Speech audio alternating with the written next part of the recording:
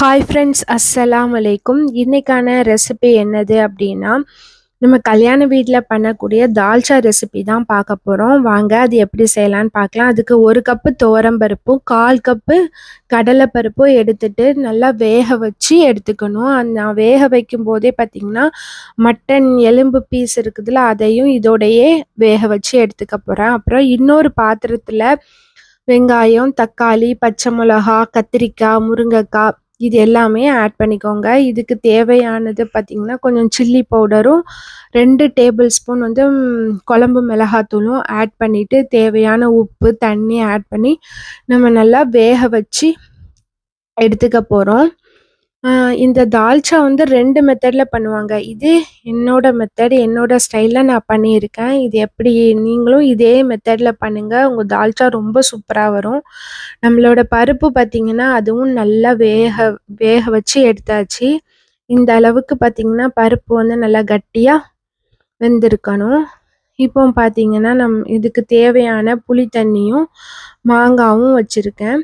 இப்போ இது நம்மளோட காயில் கத்திரிக்காய் வந்து நல்லா வந்து வெந்துடுச்சு. இப்போ வந்து கத்திரிக்காய் நல்லா வெந்த பிறகு இதுக்கு நம்ம மாங்காய் ஆட் பண்ணிக்கலாம். மாங்காய் ஆட் பண்ணிவிட்டு அதுக்கப்புறம் இதுக்கு தேவையான புளி தண்ணியும் ஆட் பண்ணிவிட்டு ஒரு 5 நிமிஷம் மூடி போட்டு நல்லா குக் பண்ணி எடுத்துக்கலாம்.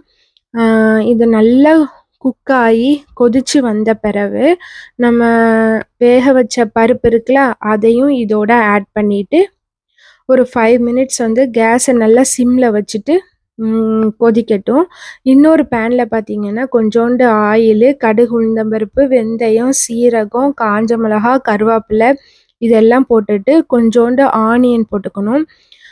அந்த ஆனியன் பார்த்திங்கன்னா, நல்லா ப்ரௌன் கலராக வர வரைக்கும் நல்லா வதக்கி விடணும். நான் எதுக்கு இந்த தாளித்தது வந்து இவ்வளோ டீட்டெயிலாக சொல்கிறேன் அப்படின்னா, இந்த தாளிப்பு வந்து நம்மளோட தால்ச்சாவுக்கு ரொம்ப டேஸ்ட்டை கொடுக்கும். நல்லா ப்ரௌன் கலராக ஆனதுக்கப்புறமா இஞ்சி பூண்டு பேஸ்ட் வந்து ஒரு 2 டேபிள் ஸ்பூன் சேர்த்துக்கோங்க. இது மஸ்ட்டு. இதுதான் நம்மளுக்கோட தால்ச்சா டேஸ்ட்டு கொடுக்கும். அதை நல்லா வதங்கின பிறகு கொஞ்சோண்டு புதினா இலை, சில்லி பவுடர் போட்டு நம்ம தால்ச்சாவோட ஆட் பண்ணிவிட்டு கலந்து விட்டுட்டிங்க அப்படின்னா, நல்லா சூப்பரான நம்மளுக்கு பிரியாணி சைடிஷான தால்ச்சா வந்து ரெடி ஆகிட்டு, இந்த மெத்தடில் நீங்களும் செஞ்சு பார்த்துட்டு கமெண்ட் பண்ணுங்கள். பாய்.